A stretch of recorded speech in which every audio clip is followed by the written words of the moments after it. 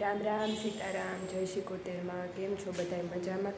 જો આજે તો સવારના ઘરે બધું કામ કર્યું ને અત્યારે અહીંયા મમ્મી આવ્યા છે મોટા ઘરે અને આજે બનાવવાના ઇડલી સાંભાર. તો એના માટે હું ખીરું લેવા જાઉં છું. વિશાખા ઉપર રમે છે મમ્મી પપ્પા પાસે અને હું જાઉં છું ખીરું લેવા. તો આજે આપણે ઇડલી સાંભારની રેસીપી તમારી યારે શેર કરું છું.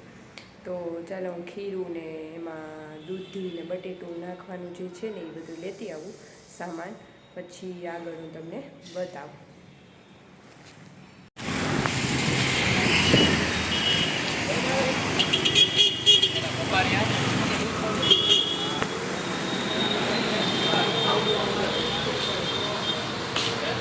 3 ખીરું આપી દેજો. 3 ખીરા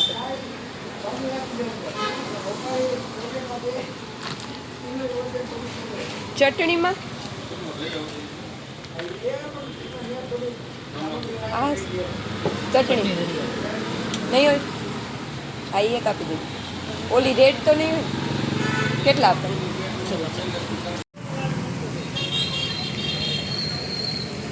આ એક દૂધી,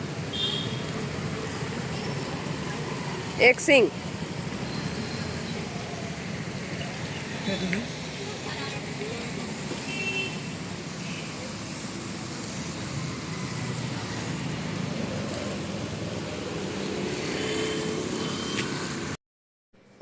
જો આ 3 ખીરું લઈ આવી છું અને આમાં ઓલી તુર દાળ અને થોડીક ચણાની દાળ નાખી છે. બે પલાળવા મૂકીને ગઈ હતી. મેં કીધું આવે ને તો પાછી પલળે, એટલે આવી ગઈ છું ને પલળી ગઈ, થોડીક પલળી ગઈ.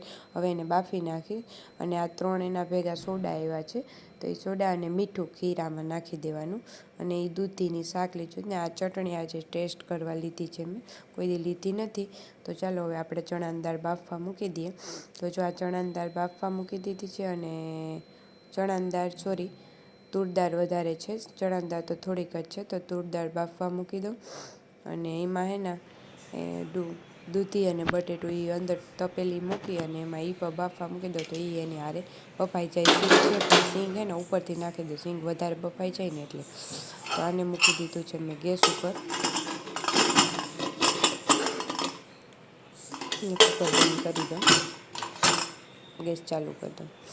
તો જો ચણાની દાળ ને તુર દાળ ને ચણાની દાળ જ ભૂલાઈ જાય છે. તુર દાળ અને આ બે બફાઈ ગયું છે. બટેટું ને હવે એ બધું એમાં નાખી દીધું છે. દૂધી બે એને હવે ક્રશ કરી નાખો એટલે મોઢામાં એ બટેટુંની ન આવે એકદમ.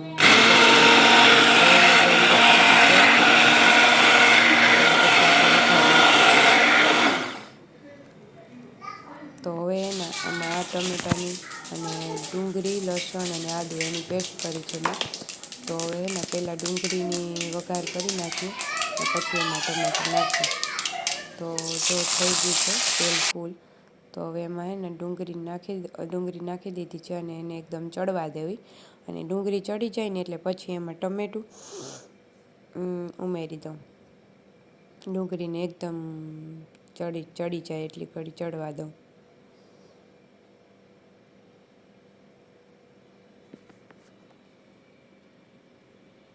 હવે જો આમાં ટમેટું નાખી દીધું છે અને હવે થોડોક ચટણી, મીઠું અને બીજા નંબરમાં ઓલો મસાલો, સાંભાર મસાલો નાખ્યો છે. અને હવે બધાને થોડીક વાર ફૂલ ચડવા દઉં ગ્રેવીને એકદમ. અને હવે ગ્રેવી ચડી ગઈ છે તો હવે એમાં હે ને આ નાખી દઉં. ત્યારે એકદમ જાડો લાગે છે પણ હજી એમાં પાણી નાખીશ. એટલે હવે એ દાળને નાખી છે અને હવે એને હલાવી નાખીશ અને પછી એમાં એકદમ પાણીના 3-4 ગ્લાસ જેટલું, કેમ કે હે ને સાંભાર આછો હોય, એકદમ ઘાટો ન હોય. એટલે હવે આમાં હે ને હું પાણી નાખીશ અને પછી એને ઉકળવા દઈશ. તો જો આપણો સાંભાર બની ગયો છે. કોથમીર નાખી દીધી છે અને સરસ દેખાવ આવે છે. રામને ચખ્યો તો એ કહે કે સરસ બન્યો છે, સારો બન્યો છે. તો હવે એને હે ને થોડીક વાર બંધ કરી દઉં અને હવે ઇડલી મૂકી દઉં અને થોડીક વાર બંધ કરીને મૂકી દઉં છું. એ સિંગ હવે ઉપરથી નાખી દીધી છે એટલે સિંગ ચડી જાય.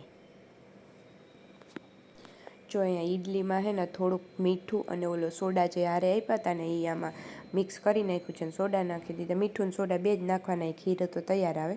અને બધી ઇડલી ભરાઈ ગઈ છે. હવે આને ગેસ ઉપર મૂકવાની છે અને થોડીક આમાં લસણ કે ચટણીવાળી, જો આ 2 ચટણીવાળી કરી છે, બાકી લસણ હજી મારે ટાઈમ નથી નકર ન ખાય. અને હવે આવી રીતે કુકરમાં મૂકી પેક કરી અને હવે મૂકી દીધી એટલે ઈડલી બની જશે. થાળીની ઈડલી દઈને ફોટા પાડીએ.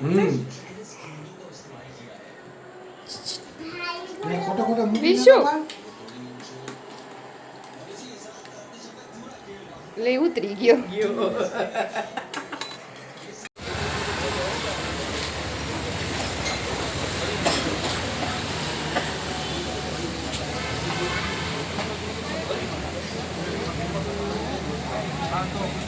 ગ્રીન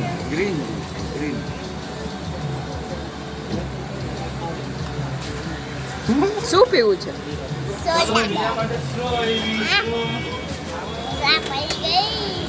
મજા પડી ગઈ.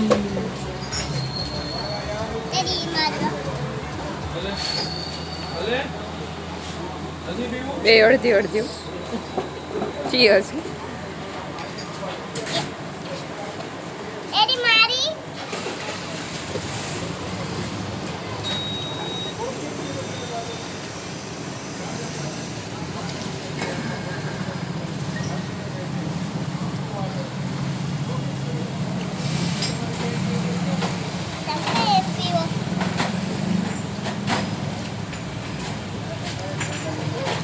કેવી છે? શરદી થશે? નહીં થાય?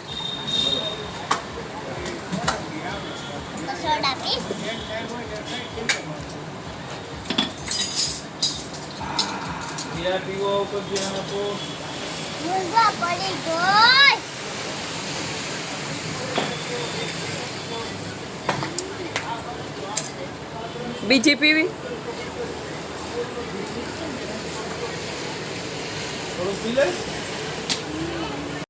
આપણે ક્યાં ગયા હતા? જો અમે સોડા પીને હવે જઈએ છીએ ઘરે. ચક્કર મારવા નીકળી ગયા કા? કેવી સોડા હતી? મોજ પડી ગઈ. હવે પીવી છે? વિશુને તો નથી પીવી હવે પછી ઉધરસ તો શરદી થઈ તો અંધારું થઈ ગયું. રસ્તામાં અંધારું થઈ ગયું તો હવે ઘરે જઈને સૂઈ જવાનું. Sleeping time. Very good. ચલો બાય કરજો. Good night. મમ્મા ચૂકું કરે કે ગુડ નાઇટ. જય સિકોતેરમાં. પછી કૃષ્ણા દીદીને બતાડવો.